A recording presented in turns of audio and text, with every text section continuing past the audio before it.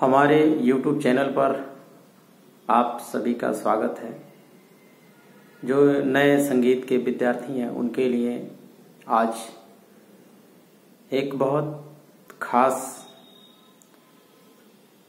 Lesson मैं लेके आया हूँ और इस लेसन में आपको संगीत के कुछ पारिभाषिक जो शब्द हैं उसके बारे में मैं बताने वाला हूं। आइए सबसे पहले हम ये जानते हैं कि नाद क्या होता है। संगीत में एक शब्द प्रयोग किया जाता है नाद। तो सामान्य रूप से आप ये समझें कि सामान्य रूप से नाद हमें जो कुछ भी इस पूरे ब्रह्मांड में सुनाई देता है, जो भी शोर है, जो भी आवाज है, जो भी ध्वनियां हैं, प्रकृति में जो भी ये साउंड है उसे हम नाद कहते हैं। और नाद दो प्रकार का माना गया, एक आहत नाद और एक अनाहत नाद। तो आहत नाद क्या है कि जब हम उसको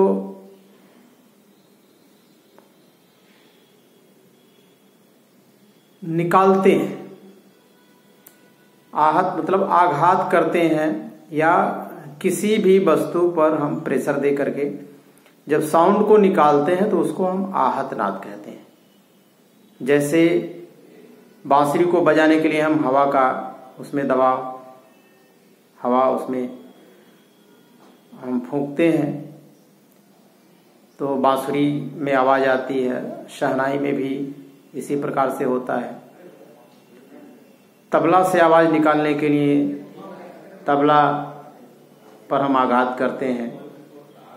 तो इस तरह से ये आहत नाद की परिभाषा हम मान सकते हैं। और अनाहत नाद उसे हम कहते हैं जो स्वयं वो पैदा होता है। आप यदि कभी कान दोनों बंद कर लें उसके बाद भी आपको कुछ आवाज सुनाई देगा। इस तरह से यदि आप बहुत शांत एरिया में चले जाएं, शांत जगह पर चले जाएं, जहां किसी भी तरह की कोई आवाज, न पशु है न पक्षी है, फिर भी वहां पर आपको कुछ न कुछ आवाज आपको सुनाई देगा। तो ये जो है आहत और अनाहत नाद। और ये भी ग्रंथों में मिलता है कि अनाहत नाद को सुनने का अभ्यास ये जो हमारे ऋषि मुनि हुआ करते थे वो अनाहत नाद की ही बात करते थे। अब हम चर्चा करेंगे श्रुति के बारे में। संगीत में एक शब्द श्रुति प्रयोग किया जाता है। श्रुति क्या होता है कि स्वर का जो है बहुत सूक्ष्म रूप श्रुति कहलाता है।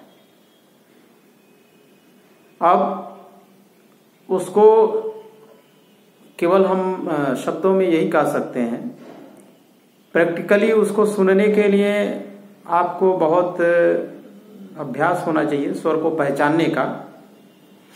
और यदि आप स्वरों को पहचानते हैं तब आप श्रुति को समझ पाएंगे और पहचान पाएंगे। तो सामान्यतः हम ये उसकी परिभाषा बता सकते हैं कि स्वरों के सूक्ष्म स्वरूप को हम श्रुति कहते हैं। या कहीं कहीं ऐसा भी कहा जाता है कि स्वर की इकाई श्रुति है। तो स्वरों के बाद आइए अच्छा, स्वर जो है हम ये कह लें कि स्वर एक सप्तक में 12 होते हैं। मुख्यतः ये 7 स्वर होते हैं। 5 जो स्वर उसमें होते हैं शुद्ध और विकृत स्वर मिलाकर के 5 ये होते हैं, और मूलतः 7, तो 7 5 12 स्वर माने जाते हैं। अब सप्तक एक शब्द आता है। सप्तक क्या है कि 12 स्वरों का स्थान को ही हम सप्तक कहते हैं। ये मंद्र सप्तक होता है, मध्य सप्तक होता है और तार सप्तक होता है। मुख्य रूप से ये 3 सप्तक होते हैं। और आपको पहचानने के लिए सप्तक के स्वरों को कैसे आप पहचानेंगे, इसको पहचानने के लिए आप सामान्य रूप से ये समझें कि जब हम बहुत मोटी आवाज में बोलते हैं नीचे के स्वरों में पा धा नी सा, तो ये जो मोटी आवाज है, मंद्र की आवाज है, उसको हम मंद्र की आवाज करें। और सामान्य रूप से जो मीडियम की आवाज है इसे हम मध्य सप्तक का स्वर कहते हैं।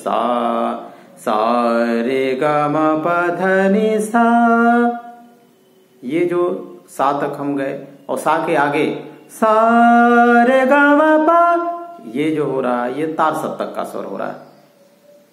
तो इस तरह से हम सप्तक सामान्य रूप से समझेंगे।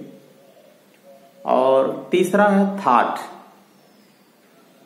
थाट मुख्य रूप से ये वर्ग बनाया गया है रागों का, और थाट एक इस प्रकार से बनाया गया कि बहुत सारे रागों का जो स्वरूप मिलता जुलता है उसका एक क्लास बना दिया गया है, उसका एक परिवार हो गया है, उसको हम थाट कहते हैं। और उत्तर भारतीय संगीत में 10 थाट बनाए गए हैं। फिर उसके आगे जो है जाति, एक शब्द जाति प्रयोग किया जाता है राग में। और जाति का तात्पर्य यहाँ पर हम ये मानते हैं कि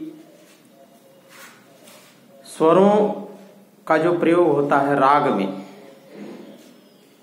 तो 5 स्वर प्रयोग हो रहा है या 6 स्वर प्रयोग हो रहा है या 7 स्वर प्रयोग हो रहा है। यदि 7 स्वर प्रयोग किया जा रहा है तो हम संपूर्ण जाति कहेंगे। 6 स्वर प्रयोग किया जा रहा है तो हम षाडव जाति कहेंगे। और यदि 5 स्वर प्रयोग किया जा रहा है तो हम औडव जाति कहेंगे। इस तरह से यहाँ पर 5 स्वर, 6 स्वर और 7 स्वर के स्वरों को हम जाति शब्द से प्रयोग किया करते हैं। लय एक शब्द आता है। लय, लय क्या है कि बराबर की गति अथवा चाल, या हम उसको इंग्लिश का एक शब्द प्रयोग करते हैं स्पीड। तो बराबर निरंतर चलने वाली स्पीड या चाल या गति को हम लय कहते हैं। क्योंकि जो भी तबले के बोल होते हैं, यदि ताल बजता है तो उसकी एक लय होती है, उसकी एक चाल होती है। धा धिन धिन धा, धा धिन धिन धा, धा तिन तिन ता, ता धिन धिन धा धा। इस प्रकार से बराबर हम जब बोलते हैं तो इसको हम एक लय कहते हैं। और जब बीच बीच में हम रुक करके बोलेंगे तो लय वो नहीं माना जाएगा। और संगीत में लय का बहुत विशेष महत्व है। बराबर गाना गाने के लिए या बजाने के लिए वो लय एक निर्धारित किया जाता है, जिससे 10 गाने बजाने वाले लोग हैं तो एक लय में 10 लोग गा बजा सकते हैं। और एक शब्द और है, अंतिम है ये ताल। ताल निश्चित मात्राओं का एक सर्कल बनता है, या हम कहें कि निश्चित मात्राओं की जो एक उसके लिए एक शब्द प्रयोग किया जाता है, आवर्तन। तो ये आवर्तन जो होता है, आवर्तन क्या है? 1 2 3 4 5 6, 1 2 3 4 5 6, 1 2 3 4 5 6।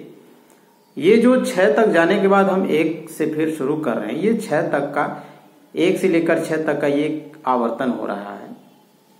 और इस तरह से ताल जब बजते हैं तो ताल एक आवर्तन पूरा होने के बाद फिर वो समपर से फिर शुरू होता है। तो इस प्रकार से जो